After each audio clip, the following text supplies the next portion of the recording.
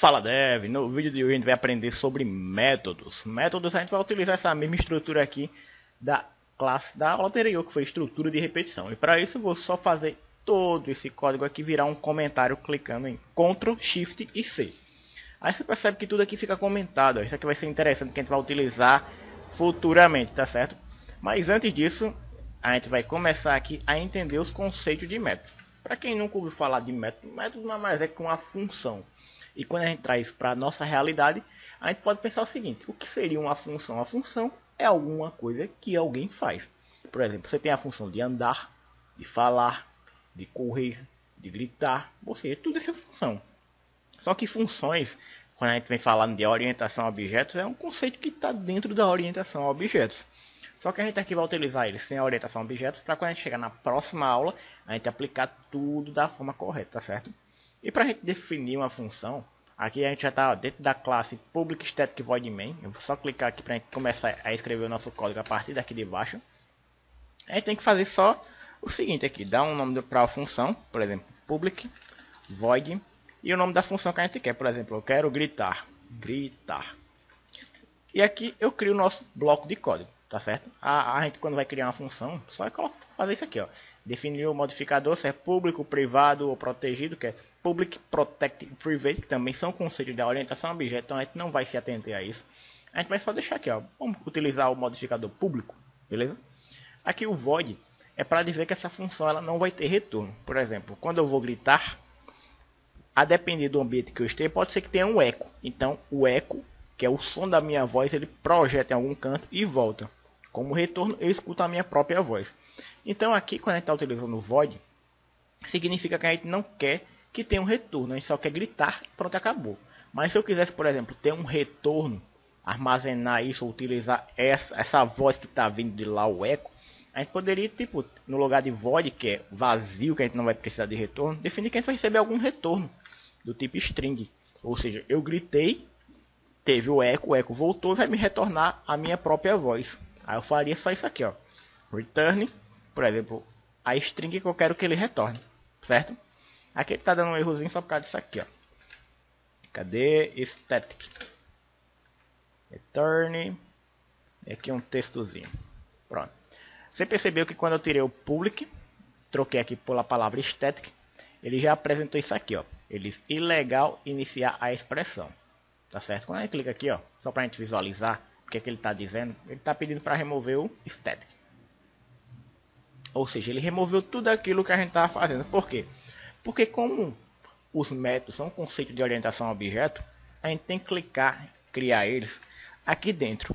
Não aqui especificamente aqui na parte executável. Por que isso? Porque a gente depois vai chamar um objeto que tem aquela função específica que vai fazer. Por exemplo, aqui, ó, ao invés de eu fazer gritar, eu faria isso aqui, ó, olival.gritar. Então, eu estaria utilizando, por exemplo, um objeto do tipo olival que tem a função de gritar. Só que como a gente não vai utilizar o conceito de orientação a objetos, a gente vai criar esse mesmo método que eu acabei de explicar para vocês, aqui fora da nossa função, nosso método, que isso aqui também não deixa de ser um método principal, executável. A gente já utiliza ele em várias partes. Ó. Ele tem o public, tem o static, tem o void, tem o main, tem aqui os parâmetros, pode ser inteiro, caractere, pode ser float, double, boolean, certo? Isso aqui é uma função.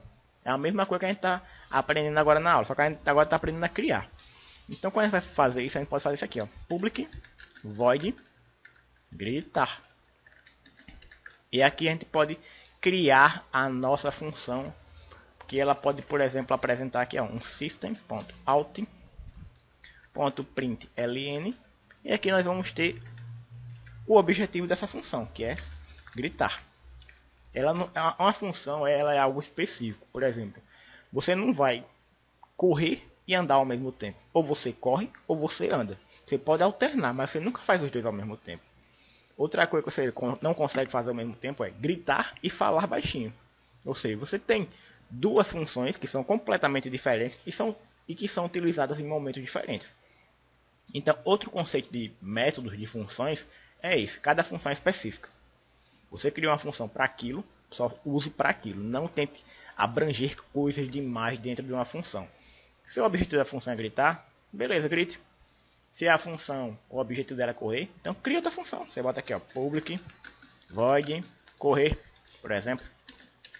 E aqui você bota uma mensagem também desse mesmo tipo aqui do system.out.println. E aqui você vai só colocar o nome aqui embaixo, ó, correr. Pronto, cada função é específica, é outro conceito aqui. A gente já está ampliando aqui um pouco, ou seja, funções, métodos que são nomes semelhantes, são utilizados dentro da orientação a objetos para definir funções específicas que podem ser utilizados ao longo do nosso código. Mas para que a gente cria uma função? Reuso. Reuso é o principal objetivo para a gente estar criando. Além de reuso, a gente tem uma coisa chamada de abstração. Ou seja, a gente vai começar a separar os problemas em partes, vai abstrair para que a gente possa trabalhar com eles. A gente tem reuso, tem abstração e tem também outro conceitozinho, mas a gente vai ver depois que não é tão interessante agora. Aí, por exemplo, se eu quiser utilizar essa função aqui, sem esses dois métodos aqui, sem utilizar o conceito de orientação a objeto, como é que eu faço? Eu poderia fazer isso aqui, ó, correr e pronto. Só que aqui tem o seguinte, ele está esperando aqui um objeto, por exemplo, Olival, que vai acessar esse objeto através dessa parte ponto. Só que como a gente não está utilizando a orientação a objetos, a gente simplesmente tem que colocar aqui, ó, depois do public, uma declaraçãozinha chamada static. Eu vou colocar aqui, ó, public static void main. Esse static aqui, ele significa o quê? Ele está dizendo para o Java que, ó, Java, essa função aqui, ela é importante para mim executar, mas eu não quero utilizar o conceito de orientação a objetos. Então, utilize a própria estrutura dessa classe aqui, ó, que você está utilizando, que você definiu logo no modelo principal, para que ele faça essa atividade para mim, para que eu não tenha que criar um objeto, que eu tenha que instanciá-lo, que eu tenha que atribuir valores para depois poder trabalhar com as funções, tá certo? Então, quando a gente fala o static aqui, ou seja, public static void main, quando eu coloco só essa palavrinha aqui, ele já tira a obrigatoriedade de você estar instanciando um objeto, estar criando um objeto, estar utilizando uma estrutura muito maior do que essa daqui para trabalhar nessa parte aqui já do main, para executar. Então, quando a gente executa aqui o nosso código, você pode perceber que vai aparecer a mensagem aqui no console. Deixa eu levantar aqui um pouquinho. Correr, que é essa mensagem que está aqui como texto.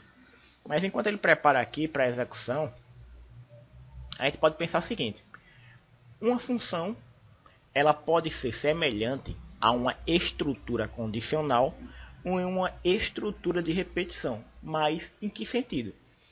Quando a gente tem, por exemplo, uma estrutura de repetição, a gente nada mais tem aqui do que a gente colocar assim, por exemplo, while, abre parênteses, fecha parênteses, abre chaves, fecha chaves. E aqui dentro a gente coloca a nossa condição. Não é isso que a gente viu nas aulas anteriores? Por exemplo, aqui uma condição chamada de true. Aí quando a gente olha aqui para a função, a gente percebe que a função ela tem um nome, assim como o while aqui, só que esse nome aqui é uma palavra reservada do Java. Esse daqui foi uma palavra que a gente criou, uma função, um método que a gente criou. Ou seja, isso aqui também pode ser considerado um método, só que ele é um método para estrutura de repetição, para repetir várias coisas ao mesmo tempo. E aqui foi algo que eu criei, que eu vou definir como eu quero que ele se comporte. Então, já que eu criei aqui, ó, o nome correr, eu posso passar alguns parâmetros dentro desses parênteses. Aqui no caso eu coloquei uma validação, por exemplo, eu poderia colocar aqui o nome de uma variável, por exemplo, se eu tivesse uma variável do tipo inteiro, por exemplo, x, e se x for igual a 10, então faça isso.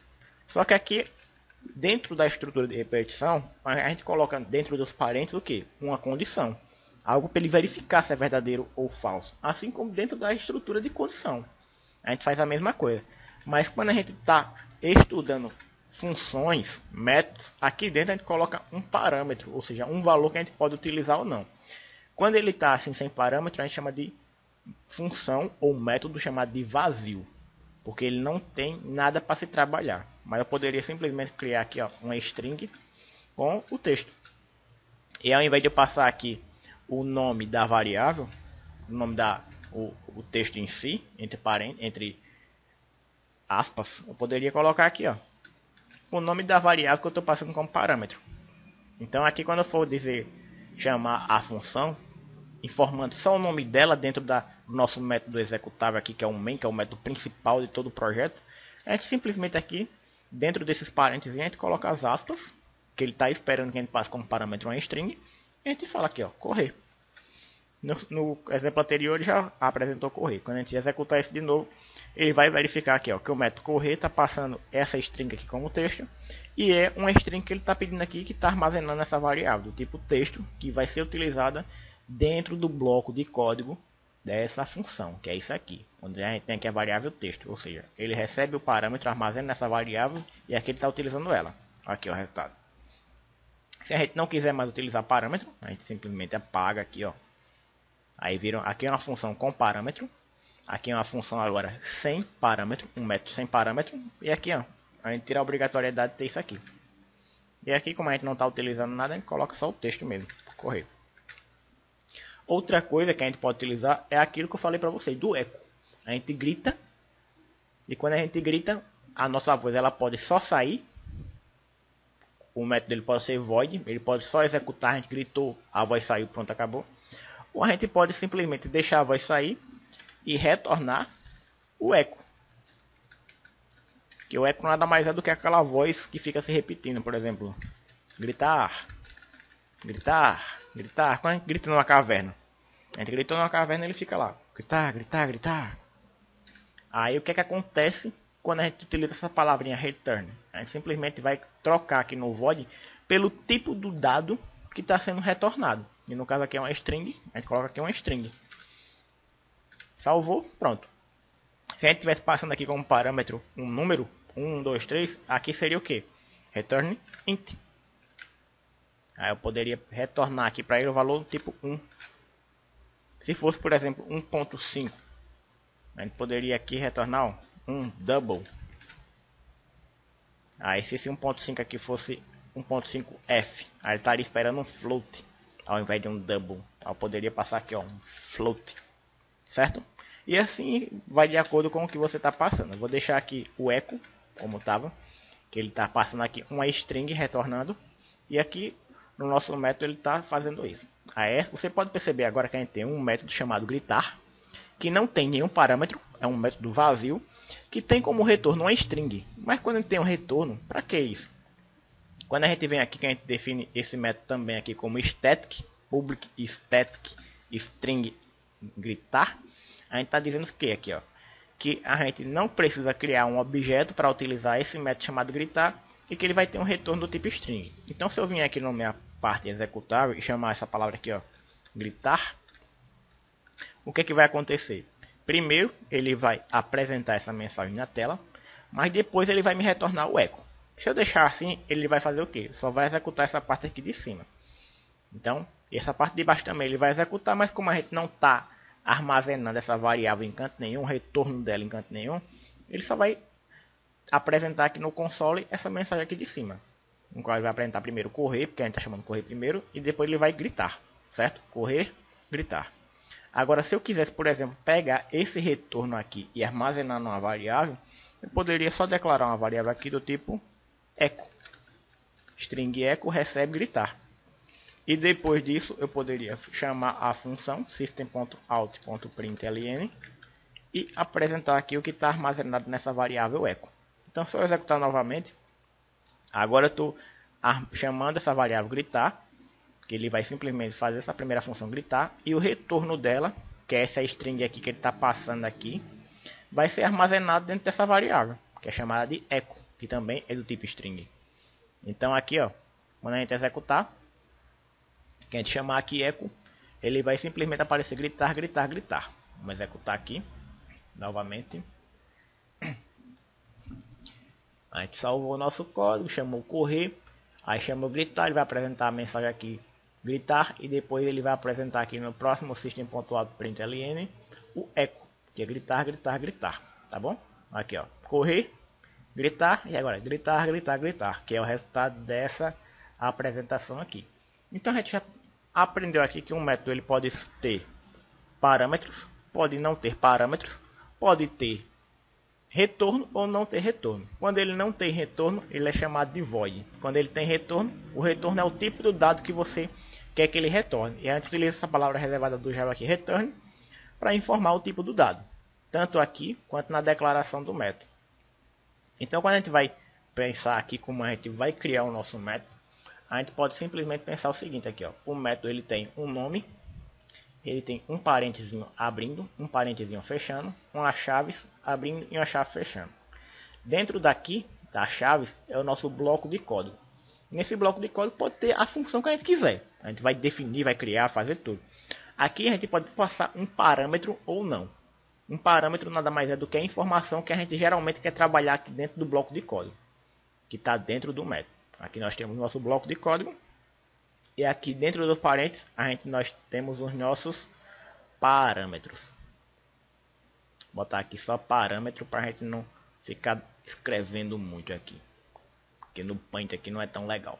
Aí, ou seja, a gente tem aqui ó, o nome do nosso método, abre parênteses, a gente pode ter ou não parâmetros, e esses parâmetros eles podem ser utilizados aqui dentro desse bloco de código. Se a gente quiser ter um retorno, a gente utiliza aqui a palavra return e passa aqui o resultado da nossa operação, que pode ser uma variável diferente aqui, por exemplo, uma variável A. E essa variável ela pode ser do tipo inteiro, string, caractere, flutuante, como float, como um boolean também, ou seja, pode até ser um tipo de objeto, mas isso aí é um conceito mais à frente. E se a gente não quiser utilizar esse return, a gente vai definir aqui antes da variável ela como void. Mas se a gente quiser utilizar retorno, a gente vai passar no lugar do void o tipo do dado que a gente quer. Se é inteiro, se é string, se é booleano, certo? Então quando a gente olha aqui para a nossa estrutura do código, a gente vai olhar aqui, ó, que ele é public, static, void, correr.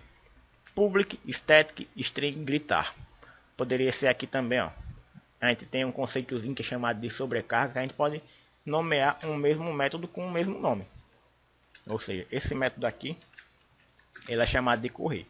Se eu deixar ele assim, ó, desse mesmo jeitinho aqui, ele já apresenta um erro, porque ele está identificando que é igual, não tem nada diferente. Mas cada método ele tem um conceitozinho extra que é chamado de assinatura.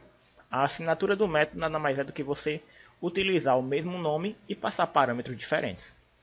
Por exemplo, aqui no caso eu estou utilizando um método chamado correr que não tem parâmetro, mas aqui eu posso criar um método que vai passar um parâmetro do tipo inteiro. E aqui dentro eu vou simplesmente botar aqui ó, system.out.println e vou apresentar só esse valor que está sendo passado aqui como parâmetro, que é o i, certo? Então quando eu for chamar ele aqui, eu posso chamar ele assim, sem o nome, ou eu posso chamar ele desse mesmo jeito aqui, sem nada, só que passando o parâmetro aqui, número 1, por exemplo, certo? Que é um inteiro. Se eu quisesse utilizar esse mesmo método aqui para criar outro método, só que agora ao invés de ser um i, ele ser uma string, eu botaria uma string aqui, por exemplo, o texto. E aqui dentro das chaves eu apresentaria a mesma mensagem que ele tem aqui, só que no lugar do i eu colocaria o que? O texto, certo? Aí a gente tem essa possibilidade de fazer isso com Java. Daí a gente simplesmente está criando vários métodos que a gente chama isso de sobrecarga. Ou seja, a gente está sobrecarregando um mesmo nome, tendo várias funções diferentes. E aqui eu posso só passar o parâmetro aqui. Oi, método, que é um texto agora. E assim eu posso criar para boolean, para char. Isso aqui é bem interessante quando você está construindo um projeto que está crescendo demais. Tá bom? E aqui eu posso, dentro do nosso bloco de código, eu posso fazer estruturas diferentes. Aqui eu estou colocando um system só para exemplificar, mas você pode ter uma estrutura bem complexa aqui, que está unicamente relacionado com o nome do método. E uma coisa que é importante lembrar é que todos os métodos, eles sempre indicam uma função, e eles são representados através de um verbo. Correr, gritar, falar, caminhar, calcular, pode ser subtrair, pode ser somar, pode ser dividir. Ou seja, pode criar uma calculadora que cada uma tem um método diferente. E aqui dentro a gente pode criar uma estrutura de código para isso. Por exemplo, se eu criar aqui um método chamado de soma, poderia botar public void somar. E aqui ele realizar a operação de soma. Mas aqui eu também poderia passar dois valores inteiros, int x, int y. E aqui eu poderia retornar o valor de x mais y. Aí, ao invés de ser um void, que não tem retorno nenhum, que poderia simplesmente fazer isso aqui, ó, um system.out.println, e aqui eu já passar o resultado da nossa soma, que é o valor de x mais y. Tem essa opção aqui, se ele for com void, mas caso contrário, ele pode simplesmente retornar o valor de x mais y. Como eu sei que o valor de uma operação de dois inteiros é outro inteiro, eu posso passar aqui no lugar do void um int. Certo? E aqui, quando a gente vem aqui na parte de somar, a gente simplesmente chamar aqui a função somar. Pode fazer isso também dentro do println. Você tem essa possibilidade. Se aqui, por exemplo, fosse double, ou fosse uma soma de dois valores do tipo double, a gente simplesmente pegaria aqui, colocaria double x, double y. E aqui a gente retornaria um double, que daria no mesmo. Seria uma operação diferente, mas estaria aqui. Se a gente quisesse fazer subtrair, aí criaria um método chamado subtrair. É bom colocar a abreviação, não é interessante, porque não remete ao nome completo da função dele. Então é melhor colocar subtrair, que é um verbo, aí dá para entender. E aqui no lugar do mais a gente colocaria um menos, certo? A gente tem essa possibilidade. Então, pessoal, o conceito de orientação a objetos, ele, quando a gente vai falar de métodos, sem aplicar orientação a objeto, é isso aqui. Mas quando a gente for utilizar dentro da parte de orientação a objetos em si, a gente simplesmente não estaria mais utilizando essa palavrinha aqui chamada de static. A gente simplesmente apagaria ela. E para falar aqui bem grosseiramente, só para vocês ficarem com um pouquinho de curiosidade sobre orientação a objetos, a gente poderia simplesmente fazer isso aqui, ó. Deixa eu apagar esse static aqui, a gente não vai utilizar ele mais. Dentro da função principal, a gente vai se perguntar o seguinte: qual é o nome da nossa classe? O nome da nossa classe aqui, ó, é estrutura de repetição. Então a gente pegaria aqui, colocaria o nome da classe, estrutura de repetição, criaria um objeto, que poderia, por exemplo, ser aqui, ó, um objeto poderia ser representado pelo meu nome, é igual a new estrutura de repetição. A partir do momento que a gente faz essa estrutura aqui, todinha, a gente está dizendo para o Java que a gente está utilizando o conceito de orientação a objetos e todas essas funções, esses métodos que foram criados aqui dentro da estrutura da classe, ou seja, aqui nós temos a classe que tem esse nome, tudo isso aqui são métodos, funções que estão aqui dentro dela. E agora que eu estou aqui na minha função principal do meu programa, dentro do main, eu criei um objeto chamado Olival, onde eu posso simplesmente informar o nome do objeto, ponto, o nome da função que eu quero. Se é correr sem parâmetro, correr com parâmetro de string, com texto. Se é só gritar, se é só subtrair. E se eu quiser utilizar gritar, eu clico aqui, ponto e vírgula, acabou. Mas isso aqui já é conceito de orientação a objetos. Então você vê que não é algo do outro mundo, é algo fácil, que você pode simplesmente estar criando estruturas, está definindo trechos de códigos. E é algo bem interessante, por exemplo, se você for criar uma funçãozinha chamada aqui, ó, public string, ou então public boolean, e o nome aqui validar CPF, por exemplo. Aí você vai receber aqui como parâmetro uma string de texto que vai ter o CPF que a pessoa passou para você. Aí aqui dentro você pode utilizar uma estrutura de repetição do tipo for para verificar caractere a caractere se só tem números ali dentro. Se tiver ponto ele pode tirar. E se tiver tudo ok com aquele CPF, você pode retornar aqui, ó, um true, onde a pessoa que for pegar aquele código vai verificar que a validação que ele fez aqui retornou verdadeiro, então significa que aquele CPF é válido. Mas caso não seja, retornaria um falso, tá certo? Então a gente pode simplesmente fazer uma estrutura de verificação aqui. E se ela ficar muito complexa, você perceber que ela já está fugindo do escopo da função que é dela aqui. Por exemplo, eu criei aqui a função validar CPF, só que eu estou vendo que vai precisar de uma função diferente, por exemplo, remover pontos ou vírgulas ou traços que tiver naquele texto ali. Aí você já pode criar uma outra função aqui, chamado public string, vai retornar uma string que vai simplesmente remover pontuação do CPF. Aí você percebe que o nome aqui é bem claro do que vai ser feito aqui. E aqui ele vai retornar simplesmente o CPF limpo, que vai ser aqui a nossa string. E aqui como parâmetro eu vou receber o CPF. Aí aqui dentro ele vai pegar o CPF, vai ler caractere por caractere, vai verificar se tem ponto. Se não tiver, ele beleza, ele só retorna ela. Mas se tiver, ele vai removendo ponto, vai removendo traço, vai removendo acentuação, qualquer outro caractere que ele fez. E aqui dentro da minha validar CPF, eu posso simplesmente fazer aqui, ó, uma string chamada de CPF limpo, colocar aqui uma igualdade, e aqui eu posso simplesmente chamar a função remover pontuação do CPF, passando o CPF que já entrou aqui como parâmetro e um ponto e vírgula. Aqui eu já vou ter meu CPF limpo, onde eu vou poder fazer o restante das verificações que tem aqui, que são realmente coisa de validação, e depois posso retornar se ele é um CPF válido ou não, true ou false. Então a gente pode utilizar um método dentro de outro método, tá certo? É algo bem intuitivo, bem fácil de a gente aplicar, não tem trabalho, é só a gente pegar e fazer práticas. E o conceito de orientação a objetos a gente deixa para a próxima aula, tá certo? Para não ficar muito conteúdo. Lembre-se de olhar aqui na descrição do vídeo, que tem uma descrição bem mais aprofundada, material de referência, onde você pode aprofundar tudo isso. E vamos para a prática, beleza? Não é algo difícil, é algo prático. É só treinar, treinar, treinar e começar a transformar essa habilidade em algo natural. Então, esse daqui é o conceito de métodos na parte conceitual e prática. Espero que vocês tenham gostado. Não deixe de deixar o seu like, seu comentário e até uma próxima.